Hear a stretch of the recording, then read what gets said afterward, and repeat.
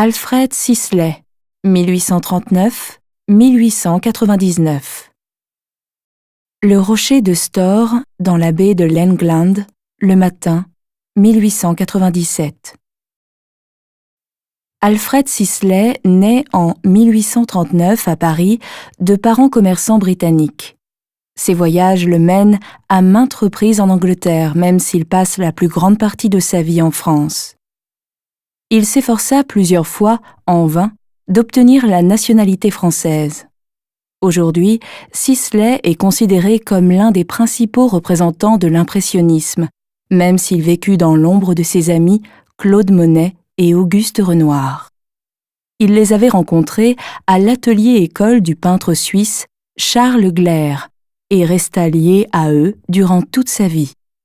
À partir de 1870, Sisley se retire avec sa famille et vit modestement dans la petite commune de Moret-sur-Loing, près de la forêt de Fontainebleau. En 1897, il se rend en Angleterre avec sa fidèle compagne Eugénie Lécouzec pour l'y épouser, car un Anglais n'en avait pas le droit en France. Ce sera son dernier voyage. C'est durant leur lune de miel qu'il peint le rocher de Storr, dans la baie de l'England, près de la capitale galloise, Cardiff. Ce paysage, avec l'imposant rocher battu par les vagues, exprime à la fois l'éternité et le caractère unique du moment. Sisley a peint directement sur place ce coin de littoral à la lumière du matin. À coups de pinceau allongé et vif, il fait ressortir le rocher que le soleil éclaire depuis la gauche avec des tons violets et bruns sur l'eau vert de gris, plus claire avec ses couronnes d'écume. Le ciel est calme et régulier, tandis que la plage est constituée de petites touches rapides de style impressionniste. Sisley s'intéressait au changement de lumière et des couleurs des paysages. Il peignait ainsi, en 5 versions, le même motif à différentes heures de la journée et avec des perspectives différentes.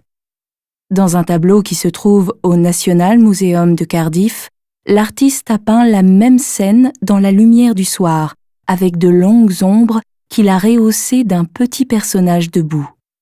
Contrairement à l'œuvre présentée ici, cela donne une idée de la taille imposante du rocher.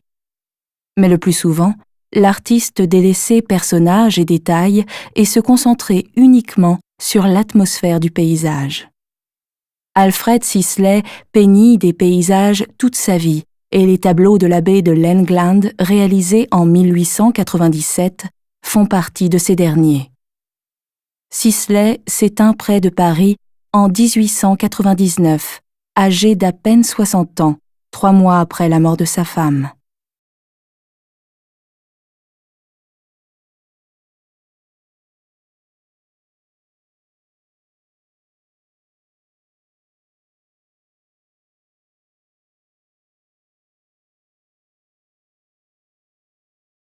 Visitez le Musée des Beaux-Arts de Berne et voyez les œuvres originales. Et téléchargez l'application gratuite Museen Bern dans le App Store.